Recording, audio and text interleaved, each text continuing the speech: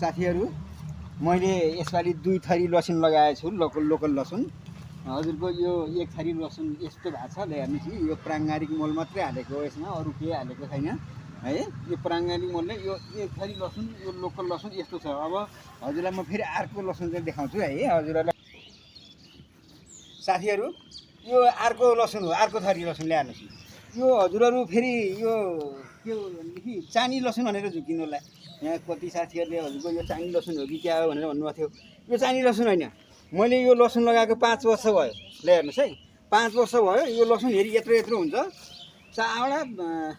5 वटा हान्ने हैन धन्ने आधा किलो हुन खोज्छ यो लसुन ल्याउनुस् तर चाइनिज हैन है फेरि लोकल लसुन हो ल्याउनुस् कति राम्रो छ यो यसपालि यो मान्छेहरु झुकिन्छन् तर हाम्रो यो लोकल लसुन हो यो प्राङ्गारिक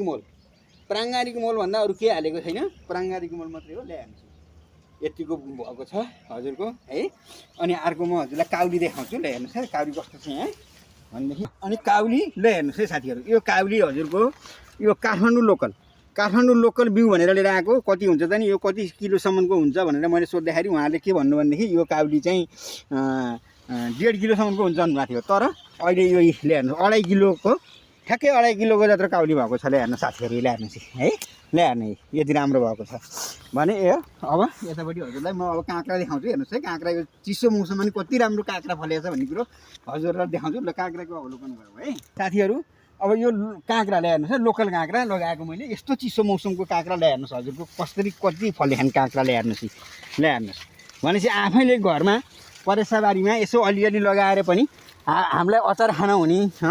उर्न हुने काँक्राहरू तयार हुन्छ ल्याउनुस् ल्याउनु काँक्रा कति फलेका छन् है कति बाक्लो काँक्रा फलेका छन् हजुरको अब चाहिँ हामीले बिसादी परे गरेको किन्नु पर्दैन आफ्नै घरको पछाडि करेसामा लगाउने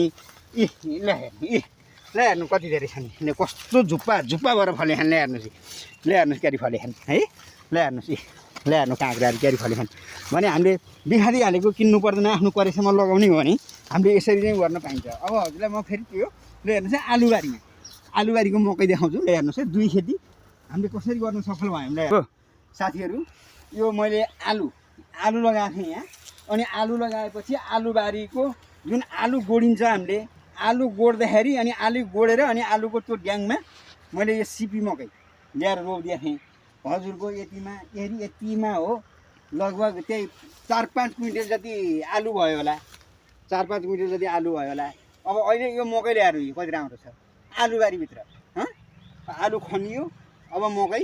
यतिको भयो मैले अस्ति नै पनि भिडियो हालेको थिएँ हजुरहरूलाई आलु कति राम्रो थियो अब त्यसपछि अब यो मकै भयो ल्याउनु अब यो मकै भएपछि अब यो फेरि छेउ कुनामा कतै फेरि मजाले प्राङ्गारिक मल हालेर फर्सी लगाइदिएपछि हामीलाई फर्सीको मुन्टा खान फर्सीका कैँडाहरू खानलाई हामीलाई प्रशस्त मात्रामा हुन्छ ल्याउनु थोरै भए पनि कति राम्रो बनाएर हजुरको 2 खेती मिश्रण गरेर गरेको खेती हो ल्याउनुहोस् हजुरहरूको कस्तो लाग्छ राम्रो लाग्यो भने हजुरले लाइक सब्स्क्राइब कमेन्ट गरेर सुझाव दिनु होला काहीँ केही भएको भने अरु सुझाव पनि दिनु होला साथीहरुको सुझाव लिएर मलाई फेरि गर्नलाई अलि हौसला बढ्छ है ल यो हजुर कस्तो लाग्छ हजुरहरूलाई हस् त है ल नमस्कार।